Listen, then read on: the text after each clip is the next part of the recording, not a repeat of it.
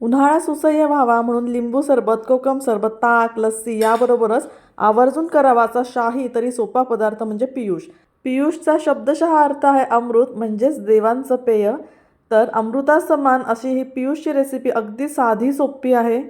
पियुष तुम्ही बऱ्याच वेळा पिलं असेल किंवा घरी देखील बनवलं असेल. तर पियुषची निर्मिती कोणी केली माहिती आहे का तुम्हाला? 1941 साली दादर येथील तांबे आरोग्य भुवन इथे सगळ्यात पहिले पियुषची निर्मिती केली गेली आणि तेव्हापासून ना मग बाकी सगळ्याच उपाहारगृहांमध्ये पियुष हे मिळायला लागलं. पियुष हे अतिशय पौष्टिक आहे. यामध्ये कॅल्शियमचं भरपूर प्रमाण आहे. सोबतच व्हिटॅमिन ई आणि B6ने देखील हे परिपूर्ण आहे. तर मस्त थंडगार असं पियुष यावर्षी नक्की करून पहा.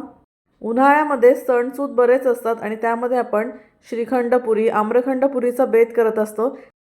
तर श्रीखंड किंवा आम्रखंड जर तुमचं शिल्लक राहिलं ना तर पियुषची रेसिपी नक्की ट्राय करून पहा. मस्ट ट्राय अशी ही रेसिपी आहे असंच मी तुम्हाला सांगेल.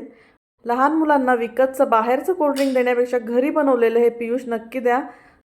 कशी वाटली तुम्हाला पियुषची रेसिपी आणि त्यात सांगितलेली माहिती? आवडली असेल तर लाईक, शेअर, कमेंट नक्की करा. पुन्हा भेटूया हेल्दी टेस्टी रेसिपीसह. तोपर्यंत बाय.